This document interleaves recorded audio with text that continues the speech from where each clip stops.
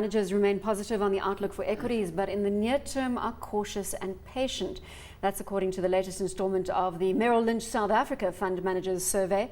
A net 62% of managers surveyed are bullish on equities over the next 12 months, whilst a net 38% think the market will be higher in 6 months. As we explore this further, we're joined in studio by John Morris, South Africa strategist at Merrill Lynch South Africa.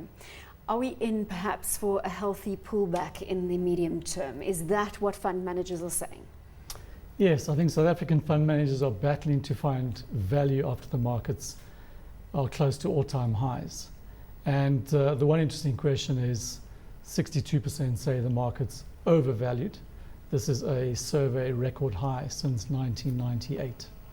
And 69% only see sell opportunities. So still positive on equities on 12 months, but would like to see a pullback before they get more involved. When is that your experience? Yep. Only sell opportunities in the market at the moment? Yeah, but you must remember that when fund managers think that, it doesn't mean the market's going down. It just gives you an overall perspective of valuation. Now put it very... It's just run too hard. The market has run too hard. To put it very, very simply, you don't buy the market when the dividend yield is below 3%. We're currently at 2.7 or 2.8. That's the first thing. Second thing is, a bull market never starts with a dividend yield at 2.8%. So we are in the, I think, quite mature stages of a bull market. It doesn't mean it's going to collapse. The conditions aren't right for an equity market collapse. Simplistically, interest rates are too low and there's too much liquidity around. So in this sort of ocean of liquidity, in previous occasions when this has happened, mid-90s, 2006, 2007, the market got a lot more expensive before it collapsed. But you have got to be cautious at this level. And when you look at the market, unless you're a big risk taker and you go and buy some platinum or building and construction shares, but then you've got to have a big risk appetite. I know Mr. Giose has got a lot of risk appetite. There's actually not that many opportunities. Knee deep in the construction sector. Simplistically, resources are risky. Banks are probably fair value. Just about everything else is expensive, and that's the way it is. But we're not talking about any calamitous fall of the market. Fund managers out there aren't nervous as to what is unfolding. Do you think that they perhaps are a little too optimistic? Well, I think if you look at the global survey, managers are optimistic on global growth. So I think, as Wayne says, the domestic investor would see or sees better opportunities overseas, definitely, as opposed to the local market. So overseas, they're more bullish on global growth. It's the highest reading in 3 years.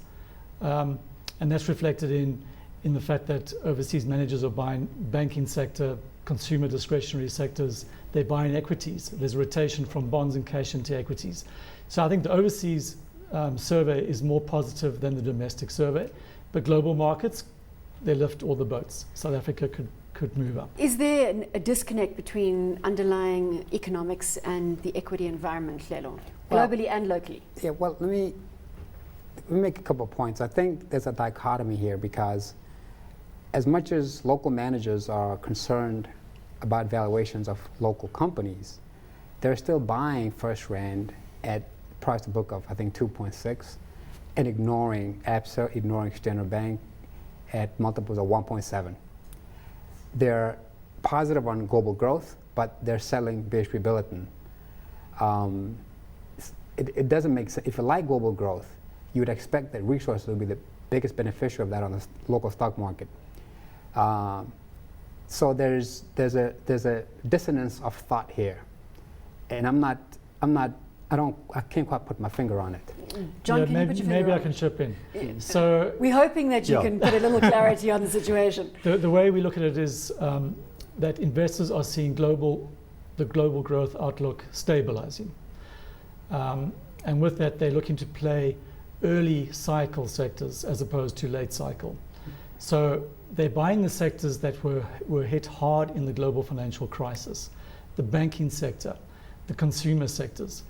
They're not tempted to go into resources just yet because even though they're positive on global growth expectations, they still see global growth below trend. And resources are more late cycle. You normally buy resources when the Fed's raising rates when the global economy is firing on all cylinders. So But they're not are we really really interested. sure that the global consumer is in such a good state of health? Well, you know, it all hinges around the US. I mean, this is where the data is coming out on the positive side. Housing's improving in the US. We've got house prices up 8% this year. So the consumer feels a bit better. Yes, second quarter, growth may slow again. So we're not saying this is, you know, an easy road from point A to point B. There are going to be bumps along the way.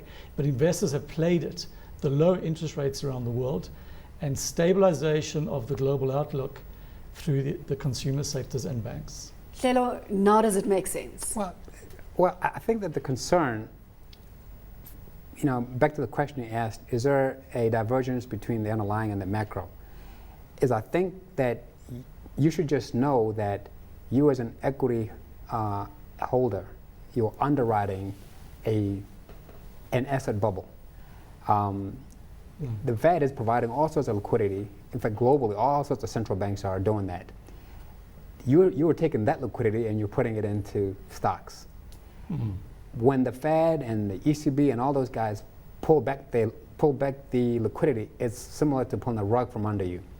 That is a major concern, but that would happen only because growth is coming, and because inflation is coming, and because interest rates are rising. And that's not going to happen anytime soon, is it? Well, that's a big question, right? I think John can help us John, with do that. they expect interest rates to rise, inflation growth No. to come to the fore anytime No. soon? In the US, interest rate hikes 2015. 2015. Inflation subdued. Well, there we go. Well, So play the equity asset bubble right now. It's a very normal cycle. Excess liquidity is pumped into the system either via direct intervention or lower interest rates. Bond market recovers first, equity market recovers second. You wait a while, the economy recovers, because the equity market will always recover 2 or 3 or 4 years before the economy recovers. The economy recovers and the liquidity is withdrawn. But the danger is the following. As the liquidity, everyone knows the liquidity is being withdrawn. Everyone knows this. Same as Hlelo said, everyone they knows. hold Everyone their knows the rug. positions. Everyone knows the rug's being pulled out from under your feet. But the counter argument is, look, the economy is recovering. So you'll end up in the same cycle. The equity market will continue to rise as interest rates go up until all of a sudden somebody wakes up one day and says, interest rates are high, the economy will slow and the equity market will fall. So Number one thing is don't try and time the market. So very now normal you're cycle. between a rock and a hard place. Very normal cycle, but not there yet. I'd actually say that the opportunity is not in looking at the market as a whole, but it's within stock picking.